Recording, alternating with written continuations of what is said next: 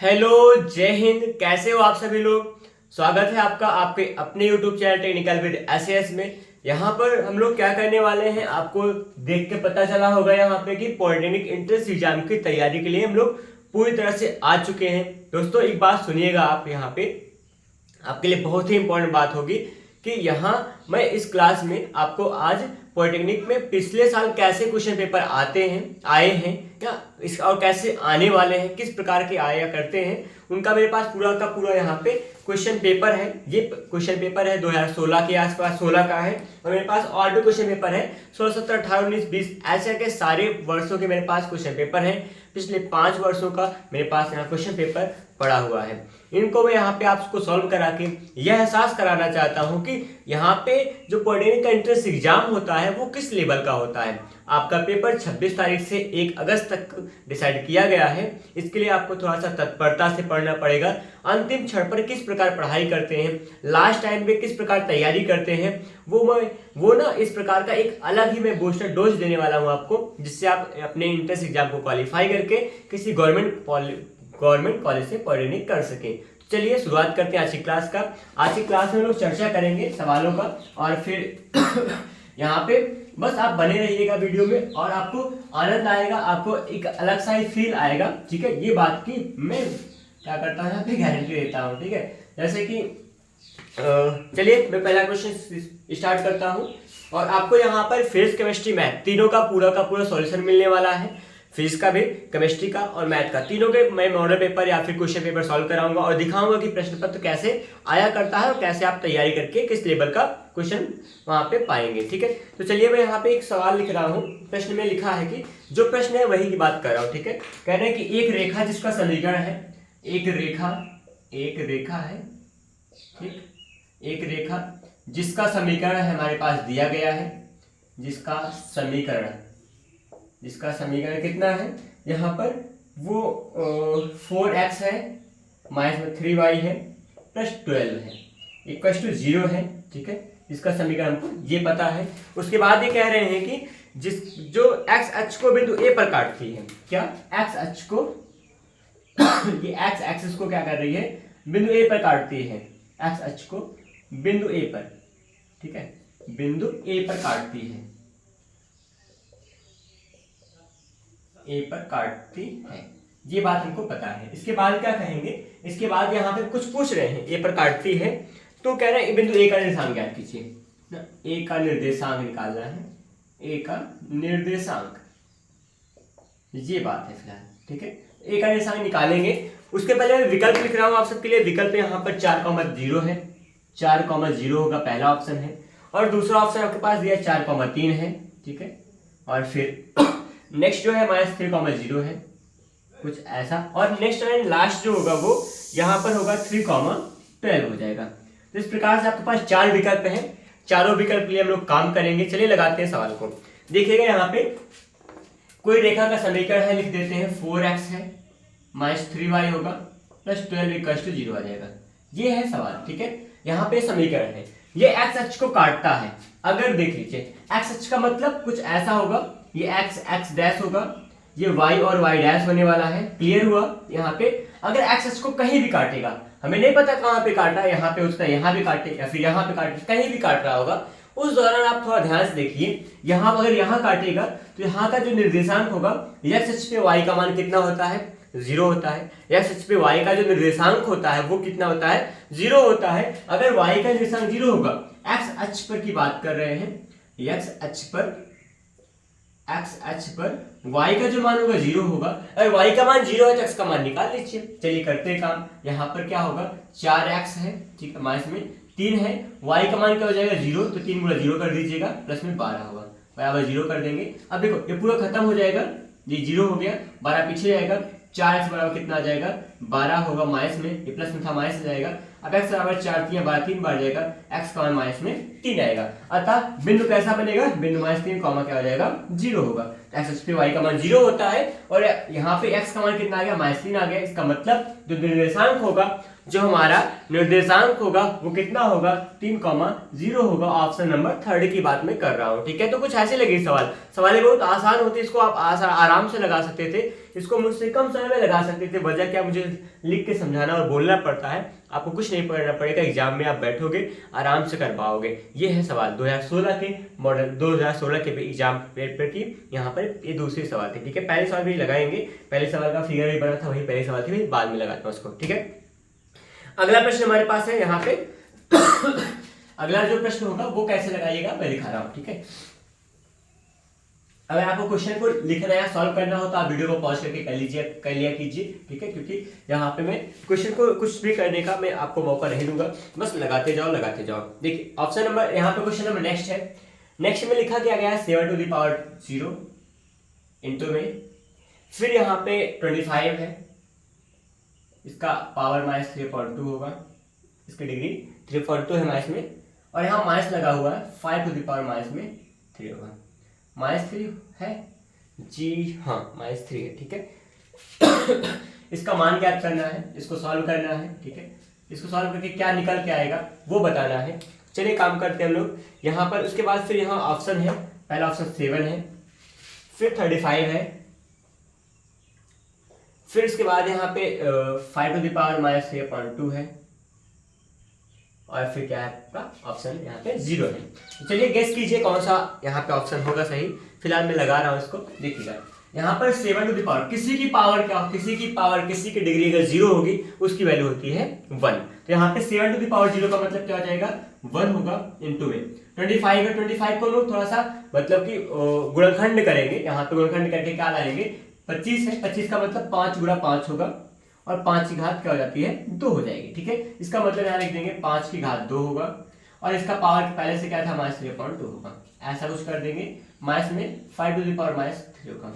उसके बाद क्या होगा, 2 से 2 यहाँ टाइम 8 हो जाएगा।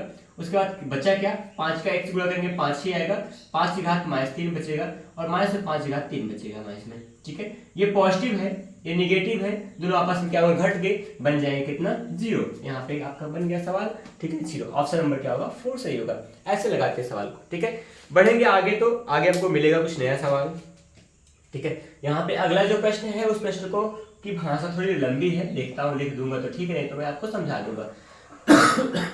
अगला जो प्रश्न है उसमें लिखा क्या गया है, एक वृत्त की जीवा की लंबाई 24 सेंटीमीटर है। एक वृत्त की जीवा की लंबाई, देखिए छोड़ दीजिए, जा दीजिए, केवल प्रश्न को ध्यान से समझना, प्रश्न नहीं लिख रहा हूँ। क्या होगा, कोई वृत्त है, ठीक है, कोई यहाँ पे क्या है, वृत्त है। इस वृत्त की जीवा की लंबाई देखते हैं।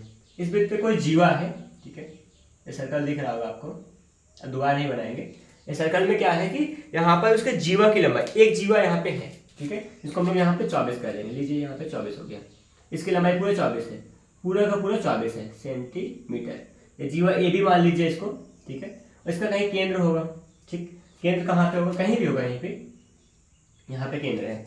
और कहना है कि ये केंद्र से 5 सेंटीमीटर दूरी पर है। केंद्र से इसकी बीच की दूरी कितनी होगी, 5 सेंटीमीटर। यहाँ से हम दूरी क्या मान लेंगे, 5 सेंटीमीटर माप लेंगे, ठीक है। और कुछ ऐसा होगा, दिख रहा होगा, अगर क्लियर दिखे तो सही है, क्योंकि यहाँ पे डायमेंशन थोड़ा सा हमको क्या करना पड़ेगा, हल्का सा छोटा छोटा जरूर लिख रहे हैं, मैं प्रयास करूँगा हल्का सा आपको दिखे, ठीक, कुछ ये। अब देखिए यहाँ पे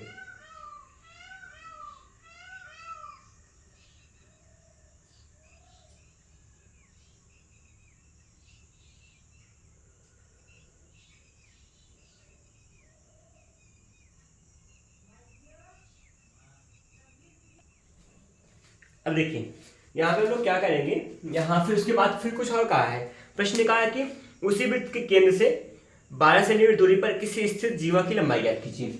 वृत्त का केंद्र जो है यहाँ पर वही रहेगा, इस केंद्र से 12 सेंटीमीटर दूर, 12 सेंटीमीटर मतलब हम लोग यहाँ पे 12 सेंटीमीटर दूर कोई एक और एक अन्य जीवा मान लेंगे, मान लीजिए ये जीवा हो गई, ठीक है। इसकी ये कितनी दूरी पर है, यहाँ से इसकी बीच की दूरी कितनी है, 12, इसकी दूरी कितनी है, 12 सेंटीमीटर, ठीक है, ये 12 सेंटीमीटर है। और यहाँ से क्या था, ये 5 था। कहने की इस जीवा की लंबाई निकालें, इस जीवा की लंबाई करेंगे CD हो जाएगा, ठीक, सेंटर को हम लोग कुछ भी कह देंगे, ओ कह देंगे, ओ सेंटर है, ठीक है। यहाँ पे ये सवाल का पूरा फिगर बन चुका है। सवाल में क्या कहा था कि कोई एक सर्कल है जिसका जो क्या होगा, जिसमें कोई 24 सेंटीमीटर की जीवा थी, जो कि मैंने बनाया, जो केंद्र से इसके 5 सेंटीमीटर दूरी पर था, ठीक है। और उसी केंद्र से वृत्त वही है, तो उसी केंद्र से 12 सेंटीमीटर दूरी पर कोई अन्य जीवा है उस जीवा की लंबाई निकालना है। फिलहाल ये है प्रश्न। एक अच्छा 8 में भी हुआ करता है वृत्त चैप्टर में, फिलहाल यहाँ पे है, तो मैं यहाँ पे करके दिखा रहा हूँ। 2016 के पेपर में आया हुआ है, ठीक है। चलिए काम करें इसमें कैसे कर पाएंगे। अब यहाँ पे सबसे पहले आप एक यहाँ पे केंद्र से इस परिधि के बीच एक भुजा खींचेंगे, जो क्या कहलाएगी, आपकी त्रिज्या कहलाएगी। मैं यहाँ इसका नाम आर दे रहा हूँ, इस भुजा की लंबाई आर दे रहा हूँ, ठीक है। ये रेडियस हो जाएगा, ठीक है। आर स्मॉल भी कह सकते हो, स्मॉल ही कह लीजिएगा, क्योंकि कैपिटल होता है, पॉइंट को डिनोट करता है। तो यहाँ पे आर का मान हमको क्या करना, निकालना है। एक बात आपको पता होता है, ये प्रमेय भी है कि अगर क्या किया जाए, केंद्र से जीवा पर लंब खींचे तो उसको समद्विभाजित करती है। इसका मतलब यहाँ पे अंदर इतने आधा क्या हो जाएगा, इस 24 का आधा 12 होगा, ये 12 सेंटीमीटर बना, ये 12 है, ये 5 है। यहाँ पे क्या लगाएंगे, समकोण त्रिभुज के नियम से पाइथागोरस प्रमेय लगा देंगे। तो यहाँ पाइथागोरस प्रमेय से क्या होगा, यहाँ पे इसमें आर का मान निकाल देंगे। ये आर क्या है, कर्ण है। कर्ण का मान क्या होता है, देखो आर का स्क्वायर बराबर होगा, आर स्क्वायर बराबर होता है यहाँ पे लंब स्क्वायर प्लस आधार स्क्वायर। यहाँ पे लंब होगा, ये आधार है, लंब का मतलब 5 का स्क्वायर होगा, प्लस में आधार का मतलब 12 का स्क्वायर हो जाएगा, ठीक है। उम्मीद है आपको पता होगा लगाना कि कैसे आ जाएगा। आर का मान भी कुछ लोगों ने सोच लिया होगा कि यही होगा, क्योंकि आपने सवाल लगा रहे हैं तो आपको पता हो जाता है कितना होने वाला है, ठीक है। 5 का 25 हो जाएगा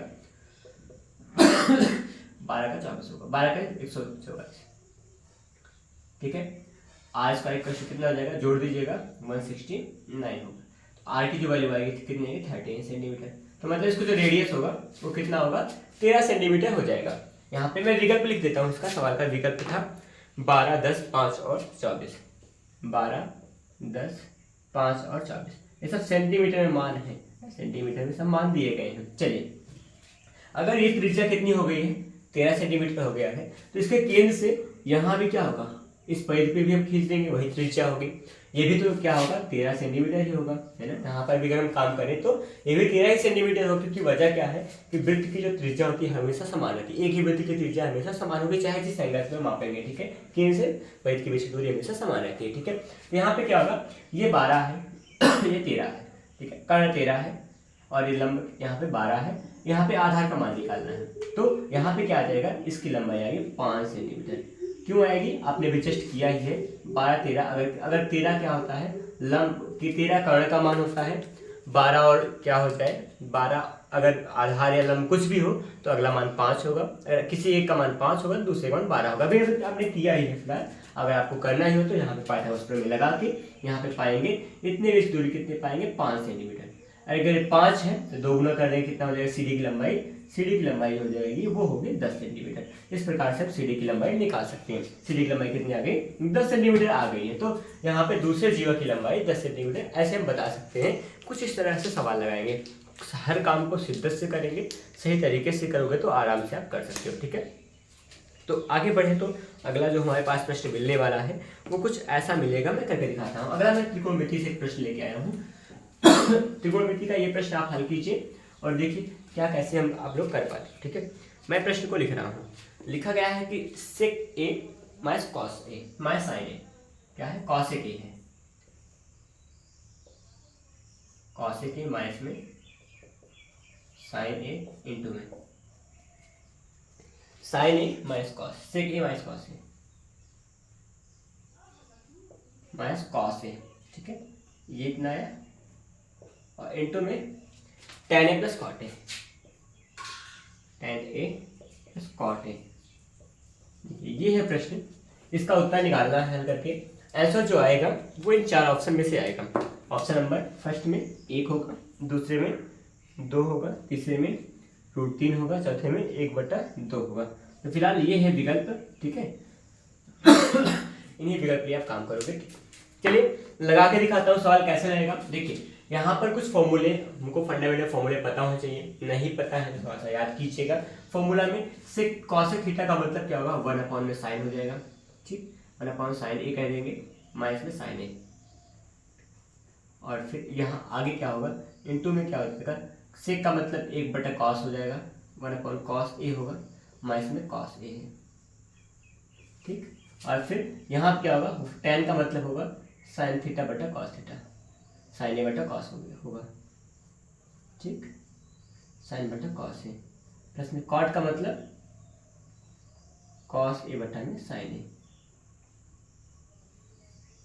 ठीक है। इतना हुआ, इसको सिंप्लीफाई करके झंडे के रूप में इसको हल कर लेंगे, साइन का 1/sin² हो जाएगा, sin² a/sin ए, ठीक, इंटू में या cos का होगा 1 माइनस में cos² a/cos ए, इसको हल करेंगे, इंटू में देखिए साइन का होगा sin² a प्लस में cos का cos से होगा cos² a, पूरे का बटे क्या होगा, इसका आपस में गुणा करेंगे क्या होगा, sin into cos। अब देखिए अब 1 माइनस sin² थीटा, सर संख्या के रूल से क्या होगा, 1 माइनस sin² थीटा का मतलब क्या होगा, cos² थीटा, cos² ए हो जाएगा अपॉन sin ए, ठीक, इंटू में 1 माइनस cos² ए का मतलब क्या होगा, sin² ए होगा, sin² ए होगा अपॉन में cos ए, इंटू में sin² प्लस cos² थीटा का मान क्या होता है, 1 होता है, ठीक, इसको 1 कह दीजिएगा, sin इंटू cos होगा, sin ए इंटू cos ए, ठीक, इतनी बात हो गई। आप देखें यहाँ पे एक साइन से एक साइन कैंसिल होगा, ठीक है, एक cos से एक cos का खत्म, अब ऊपर sin इंटू cos बचा, नीचे sin इंटू cos, ऊपर sin इंटू cos को पूरा के पूरा क्या कर देगा, खत्म कर देगा, बराबर कितना आएगा, 1 आएगा। तो ऑप्शन नंबर क्या होगा आपका, फर्स्ट वाला इस सवाल का राइट आंसर होगा, जो कि इसमें क्या लिखा गया है, 1 लिखा गया है। तो कुछ इस प्रकार थे ये वाली सवाल, इसको आप अभी तुरंत लगा के देखे हुए हैं, ठीक है। तो यहाँ पे आगे बढ़ेंगे, अगली कड़ी में हमारे पास कुछ नए सवाल आने वाली है, कुछ नए सवाल में काम करेंगे और फिर आगे बढ़ते हुए आपकी तैयारी को एक बेहतर में करने वाला हूँ, ठीक है। आप देखिएगा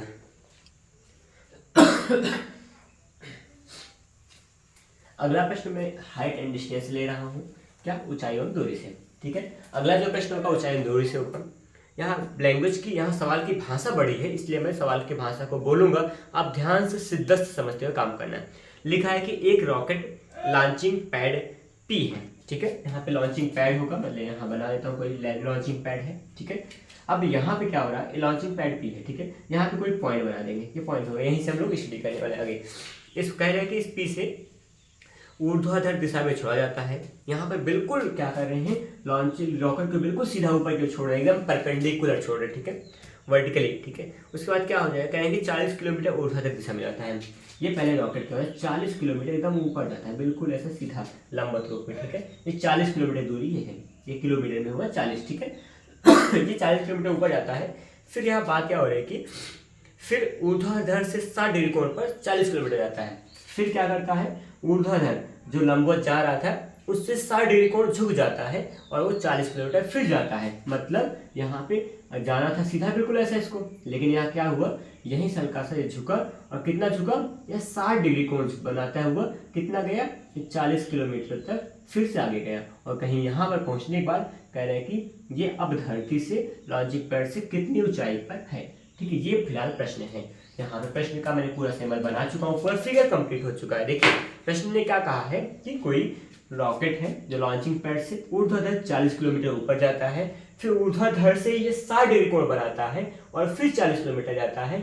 अब बताइए कि ये लॉन्चिंग पैड से कितनी ऊंचाई पर जहाज या रॉकेट पहुंचा हुआ है, ठीक है। विकल्प की बात करूंगा मैं, विकल्प में 80, 60, 65, 85, 80 है, 60, 65, 85, ये 4 विकल्प हैं। चारों विकल्प के लिए आप काम करोगे, ठीक है, और बताओगे कौन सा सही होने वाला है।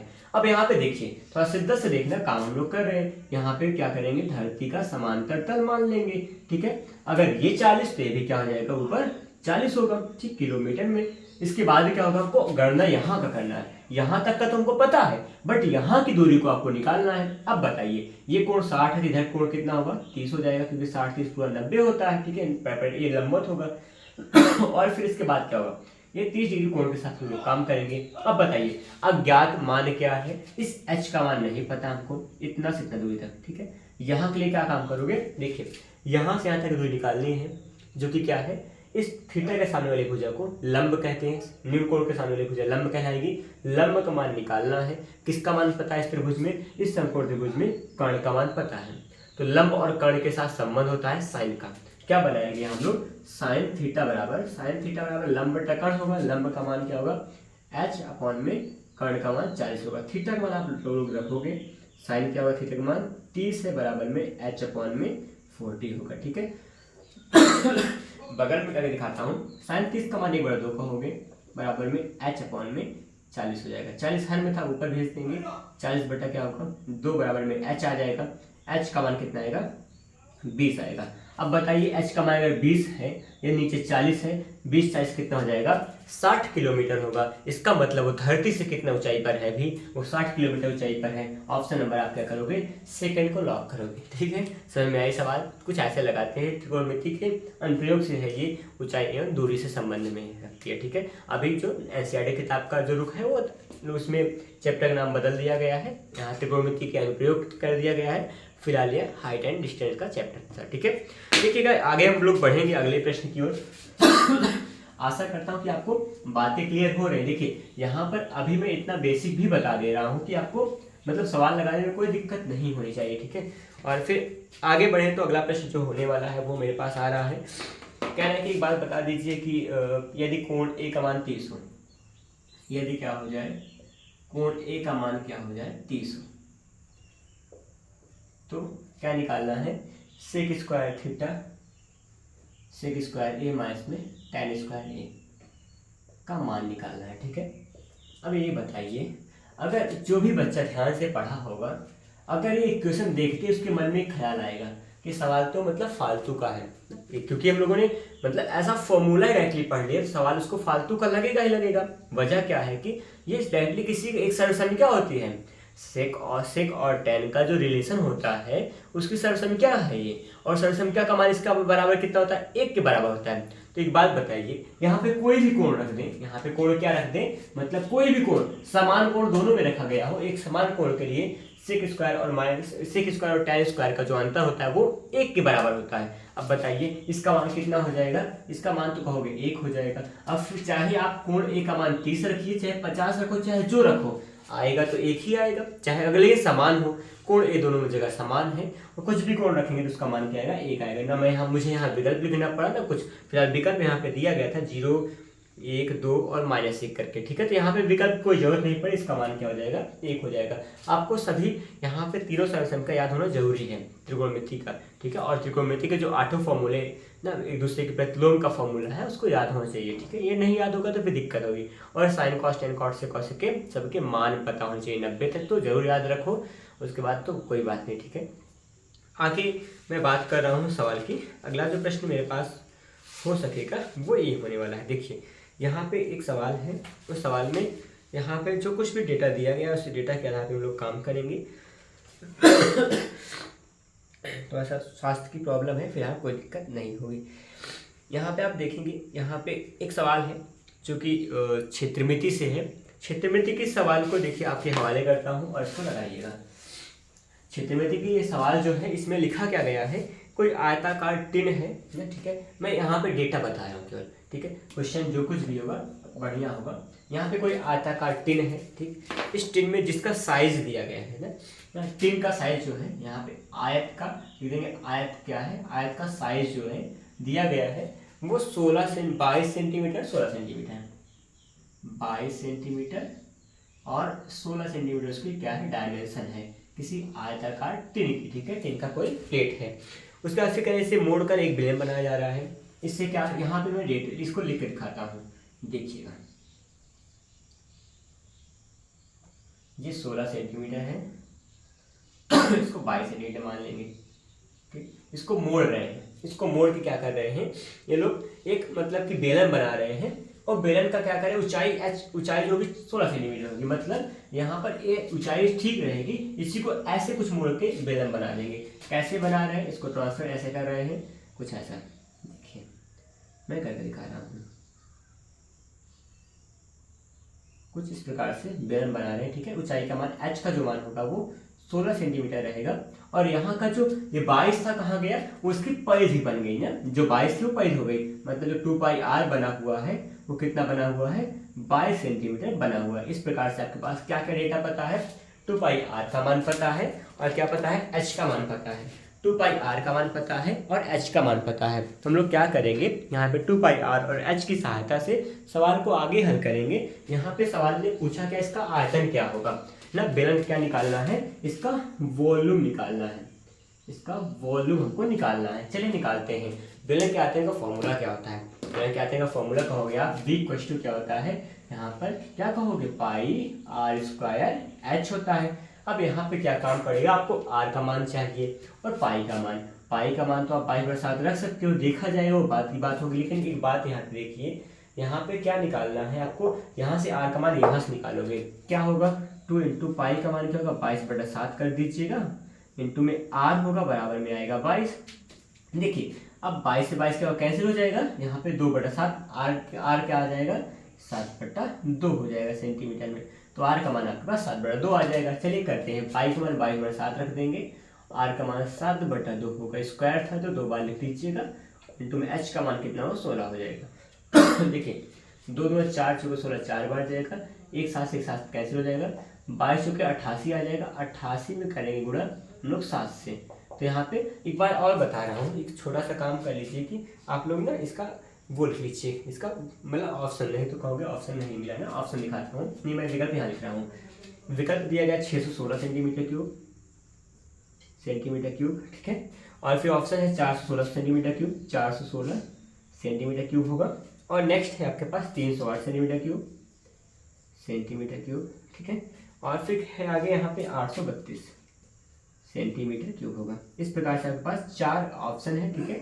4 ऑप्शन के लिए आप काम करने वाले हो। चलिए गुणा करते हैं, गुणा बाकी था, 7 8 56 हो जाएगा, और 7 8 56 और यहाँ पे 5 बच रहा है, ठीक है। 56 और 5 यहाँ पे ऐड कर देंगे, यहाँ पे कुछ 7 8 कुछ अलग तो नहीं हो रहा है क्या, एक बार चेक कर, लास्ट में एक बार फिर से चेक कर लूँगा, और नहीं सब सही लग रहा है, ठीक है। तो 7 8 56 होगा, 5 बचा है, 7 8 56 5 क्या होगा, यहाँ पे 61 हो जाएगा, और 616 सेंटीमीटर की उनको मिल जाएगा। तो फिलहाल ये यहाँ पे लगी सवाल, ठीक है।